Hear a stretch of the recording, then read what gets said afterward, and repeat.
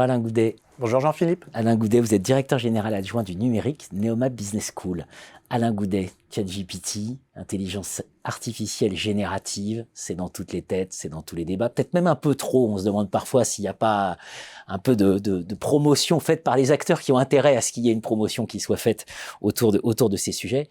Mais bon, quand même, pour qui a testé, il y a une révolution en cours. C'est clair, c'est un game changer, ChatGPT. Et l'entreprise dans tout ça. Quand vous êtes dirigeant d'institution d'enseignement supérieur, mais voilà, vous formez quand même des étudiants qui vont vivre dans les entreprises, qui vont travailler dans les entreprises. Et on sait que dans toutes les entreprises, c'est la question. Alors tout à fait. Nous, la vision à Neoma Business School, c'est de former des managers qui soient éclairés sur le sujet des technologies. Alors un manager éclairé, ça veut dire quoi? Ça veut dire ni dans l'obscurité, dans le déni, en faisant comme si ce type de technologie n'existait pas, ni complètement béat et illuminé par le discours des faiseurs de technologie. Il y a énormément d'enjeux derrière ce type de technologie.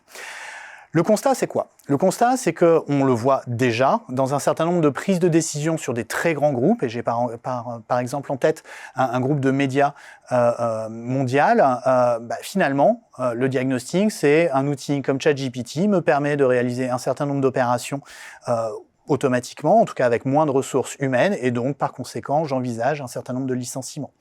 Axel Springer l'a annoncé dans le domaine du journalisme, IBM l'a annoncé dans le domaine plutôt des tâches administratives. On voit donc bien que ce lien-là, il est déjà fait dans la prise de décision d'un certain nombre de très grands groupes. Ça, c'est le premier élément. Le deuxième élément, en termes d'impact, c'est qu'en fait, cet outil change radicalement notre rapport à l'information. C'est-à-dire qu'on va effectivement avoir probablement des gains de performance liés à la capacité de traiter de plus gros volumes d'informations plus rapidement parce que l'IA générative va pré-mâcher le travail d'analyse. Du coup, il y a maintenant désormais un certain nombre d'études qui sont sorties sur l'impact de ce type d'outils. Donc Goldman Sachs a sorti en mars 2023 une étude où ils expliquent qu'en moyenne, 25% des tâches vont pouvoir être automatisées par l'IA, donc dans le monde de l'entreprise. C'est une moyenne. Ça monte jusqu'à plus de 40% dans le domaine, par exemple, des tâches administratives et plus de 30% dans le domaine des tâches liées au management ou au juridique. Donc on voit bien qu'un certain nombre de fonctions et de métiers dans l'entreprise vont être directement impactés. Est-ce que ça veut dire nécessairement disparition de ces métiers ? Aujourd'hui, c'est très compliqué à dire. Le Forum mondial de l'économie a sorti le 1er mai, ça ne s'invente pas, 2023, son nouveau rapport sur l'impact sur le marché du travail. Le constat, c'est qu'effectivement, il va y avoir des métiers qui vont se créer. J'ai plus le chiffre en tête, mais je crois que c'est de l'ordre de 80 millions de métiers qui vont apparaître et un certain nombre de métiers également qui vont disparaître. Est-ce que ça va s'équilibrer ou pas? Malheureusement, quand on regarde sur cette fameuse destruction créatrice schumpeterienne, dans l'histoire des technologies, ça ne s'équilibre pas complètement et effectivement, on a plutôt plus de métiers qui disparaissent.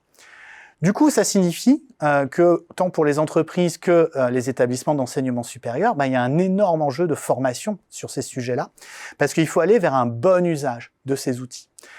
Il y a plein de questions qui se posent derrière ça. Par exemple, un certain nombre d'entreprises ont expliqué que des données confidentielles de l'entreprise se sont retrouvées à l'intérieur de ChatGPT. Samsung, ça a été relayé publiquement, a donc désormais interdit l'utilisation de ce type d'outils parce que des codes informatiques confidentiels, des rapports, des comptes rendus de réunions confidentiels se sont retrouvés insérés dans l'outil et ont été après détectés par d'autres collaborateurs de l'entreprise.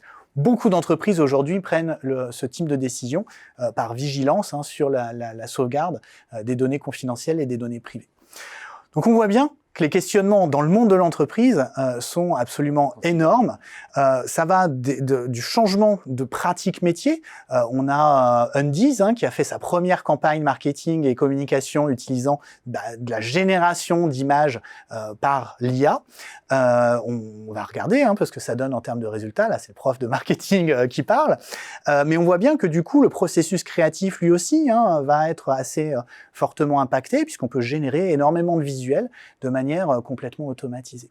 Donc vraiment, qu'on aille des ressources humaines au marketing, en passant par le juridique, le contrôle, la finance et tous ces métiers-là, en fait, je crois qu'aucun ne va être épargné par la vague de transformation autour de l'intelligence artificielle et notamment l'IA générative. De la même façon que des institutions d'enseignement veulent interdire ChatGPT, voilà, toute la question, c'est ce qu'on fait avec, est-ce qu'on fait contre, comment on fait.